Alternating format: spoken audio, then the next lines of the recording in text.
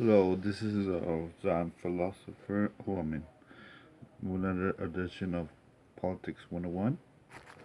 And today I'm going to continue this thought about the Supreme Court. Last time I talked about the issue judicial philosophy. This time I'll talk about more the Supreme Court justice uh, confirmation process. Um, and it's extremely relevant because right now the Senate is debating on whether um, to confirm Neil Gorsuch or not, and whether you agree with the man 100% or not. One thing is completely clear that he is completely qualified and and that he deserves an up and down vote. Now, as of now, the the Democrats have vowed um, to block his nomination.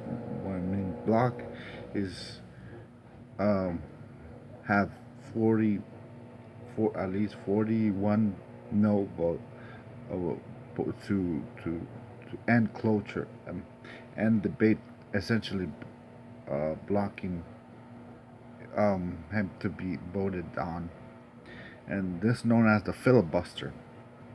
Now, it's really, it really, because um, um, Supreme Court nominees are confirmed by a majority of 60 votes.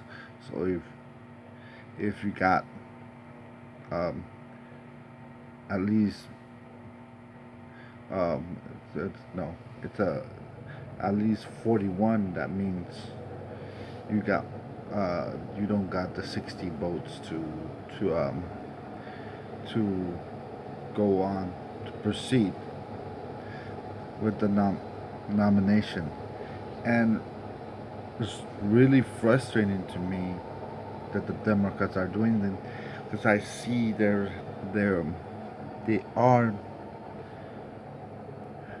they are shooting themselves in the foot because the because the Mitch McConnell and the Senate Republicans have said that they will confirm Neil Gorsuch one way or another, which means if Senate the Senate doesn't got the 60 votes needed to confirm Neil Gorsuch, that Mitch McConnell will use the nuclear option, which means he will be reconfirmed with just 51 votes. That's a simple majority, and that will end the filibuster. Um, the filibuster uh, up that will end the filibuster for any future appointments. And that means uh, for Democrats to do this is um, very hard headed. Now the justification for this is, and I see um, all the time, is that the Republicans, it's the Republicans, it's the Republicans' fault to get it because they essentially did not bring Judge Mary Garland um, when Justice Scalia passed away. When when President Obama uh, nominated him, uh, and the nomination requires that the president nominates and um, the the Senate agreed to advise and consent. Uh, well, well, mm, and the Democrats and the left wing, particularly the anti-Trump people or people um, who who who did not like the way the programs did say that Mary Gorsuch shouldn't be confirmed because of what was done to Mary Collins. Well, to me, that's that's that's simply not a good excuse. Why? Because if we're gonna use that the Senate tactics, the left Democrats are very infamous of um, blocking or stopping Supreme Court nominees.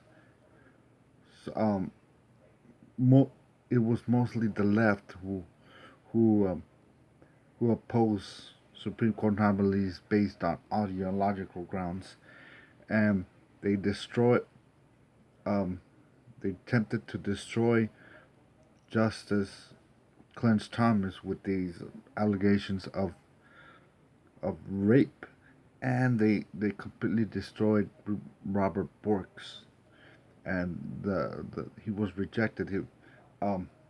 Ted Kennedy even said that under Robert Borks, America um, is a land which would be forced into back alley abortions. Blacks would sit in serrated counters. Rogue police could break down citizens' doors in midnight raids. School children could not be taught about evolution. Writers and artists could be swept at the whim of the government, and the doors of the federal courts would be shut down in the fingers of millions of citizens. So, the left has a history of blocking Supreme Court nominees, and there are, for lack of a word, butthurt that the Republicans uh, pull a fast one on them and use their own tactics against them. And um, let me tell you that the Senate was in its full right not to hear listen to well not to have um, hearings on Mary Garland because the um, the clause of Supreme Court nominee says that the Senate has to agree to advise and consent, which means they could they can they can choose not to advise and consent, which means the Senate, for whatever reason, they can choose not to put up a Supreme Court nominee up for hearing.